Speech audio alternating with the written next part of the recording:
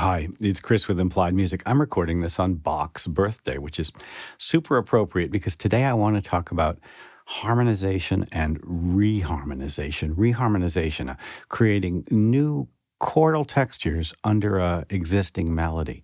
To do it, I've written a very simple diatonic melody in the key of C. Let's listen to it and then listen to some examples of reharmonization. There are a bunch of schemes we can use. Today, we'll listen to a few examples, but I'm going to focus on borrowed chords from the parallel minor scale in this case. And borrowed chords are a powerful way to get an epic sound. Well, let's sink in.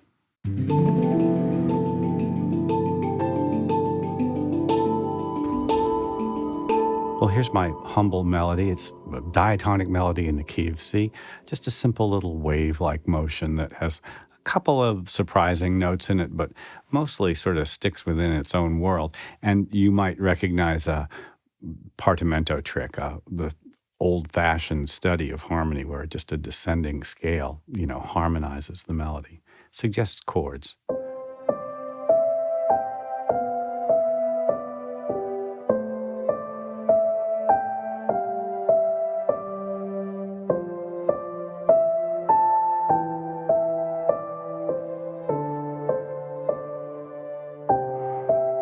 I've allowed myself to end on the ninth. Now that suggests this harmonization.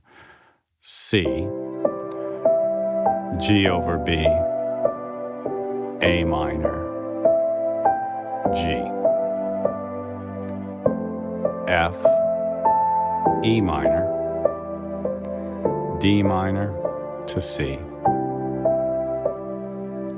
And if you look over on the right, you can see there it is. And if you look just below that, you can see my new harmonization. Now, some of those chords don't come from the C major scale. I have borrowed B flat, F minor, G minor, and E flat from the parallel minor. And I've done it craftily. That is to say, I've only allowed myself to borrow those chords when the melodic tones will harmonize smoothly with them. In other words, with an F minor chord, I'm not going to allow myself an A because that's just awful dissonant. But I am going to allow slightly dissonant tones like major sevenths and sharp 11s. And as a result, there's a pretty epic sound that comes out of this. Listen, you'll see what I mean.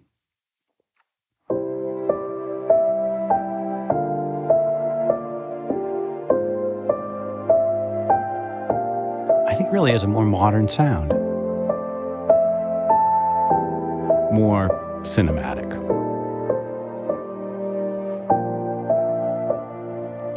We're going to come back to the use of borrowed chords, but the next sort of scheme I want to mention is taking chord tones and creating a little echo underneath the melody using only chord tones. Here the melody ascends in steps, but the harmony underneath it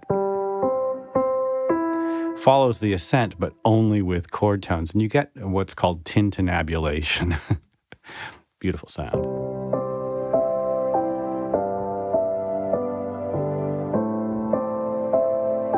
Not so much a reharmonization as just a great instrumental form of harmony that has a different color.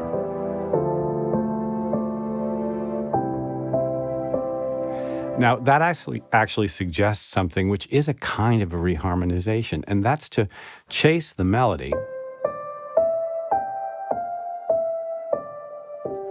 with parallel sixths. And you can see them in this example here. The lower line has the same shape as the upper line, but the notes aren't chromatically following it.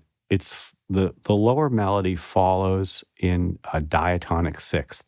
So while the upper line sounds like this,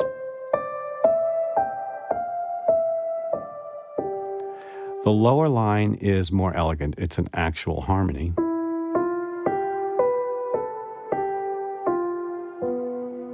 And really doesn't sound at all like the melody, but they combine to create a diatonic harmony that suggests chords, but also suggests a sort of a sweetness that's hard to get with just block chords.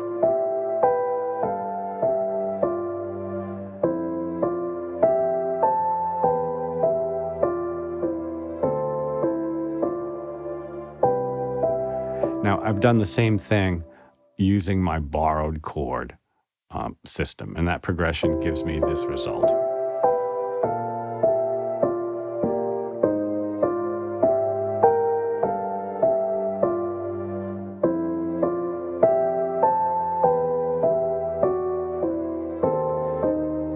This is a very simple example of planing, and I just want to point out that if you look at the descending bass line, I've had to accommodate the new scales, right? So we've got C going down to, instead of B, going down to B flat, going down to A flat and G. And then I love this moment at the end. F, E, D flat, E flat, and then it ends on D. So you have this like chromatic line at the end, which is just so very interesting. Love it. You hear the E, E flat. It's kind of weirdly dark. B flat over D.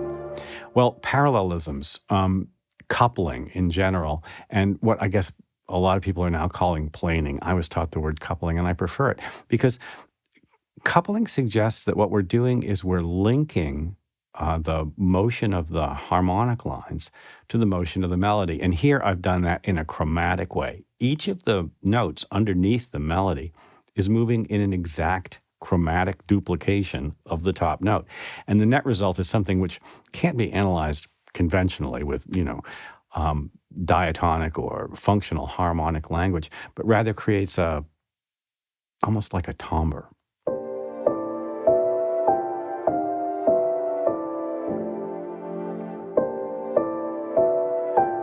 It's not modal, it's fully chromatic.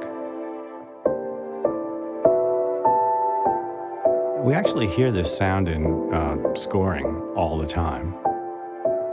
And it's there for you. It's a kind of an instrumental form. We're not going to talk about it more today, but I've done videos on this idea. Well, listen, let's do a little review and dig into the idea of replacing simple diatonic chords with borrowed chords from the parallel minor. The C major scale has a series of simple triads that are just built into it. When you get up to the seventh step of the scale, this diminished chord is lovely, and then we're back to C. Well, that suggests, a set of chords with which to, do your writing. And a lot of pop music just lives within that system, right? The conventional axis chords follow this pattern, and you hardly ever go anywhere else.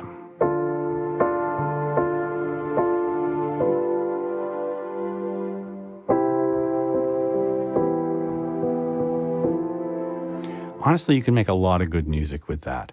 And I was just looking at Billie Eilish's and Phineas's song, What Was I Made For? And I realized these beautiful tense notes like the raised 11th, the major 7th, and then finally resolving to C, it gives us just a lovely effect, right?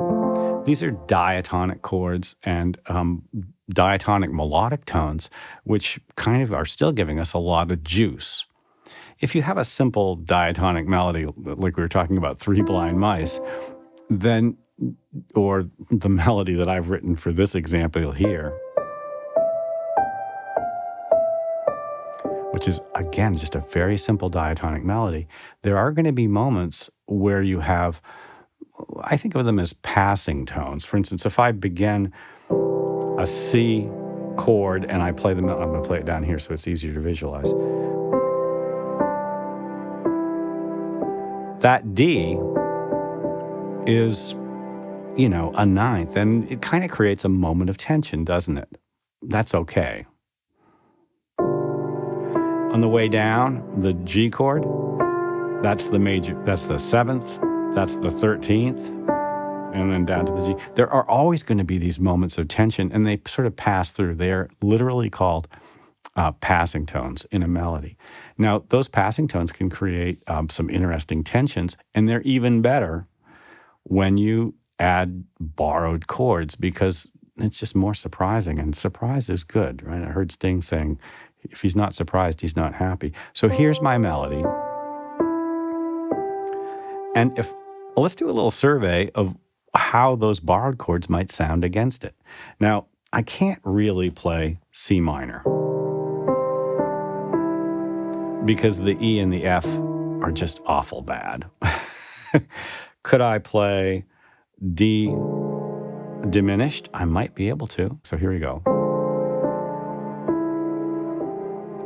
Oh, that's gorgeous. It sounds sort of Wagnerian. Has a kind of a Tristan chord quality. And what about E flat major? No, because of the E flat again. But when we get to F minor, now I have to go up an octave. Let's do it down here. There we go. When I get to F minor, there's some really beautiful sounds in there. Fifth, sixth, major seventh, ninth. G minor. Beautiful sounds, beautiful sounds. A flat major. No, the E flat's a problem again. And B flat, I could probably get away with. Yep, the C's the ninth, the third, the raised 11, the sixth. So that's the question I'm asking myself as I examine my borrowed chord, vocabulary or set. I have like a set of tools in my mind, or sitting there on the table in front of me. And I examine the melodic tones, and I ask myself the question, well, this melodic tone, what would it be in that chord? What would it be in the other chord? The first time you do this, it's going to be a little bit of a headache and maybe painstaking. But I've got to say that it gets a lot easier as you go along. That same melody, you're probably sick of it by now, appears in a different guise. It's like putting on a suit of clothes, right? When you reharmonize a melody. It's a character that seems familiar. At first they were in rags or just a conventional set of denims, and suddenly they're wearing a full suit and a spiffy hat. I mean, it's very, very interesting to try to do.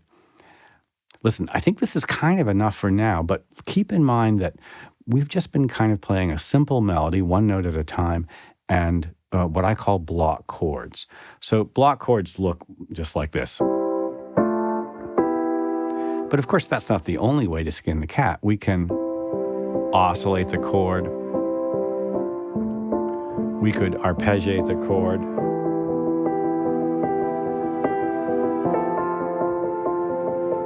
The chord could be opened out to create a more beautiful effect.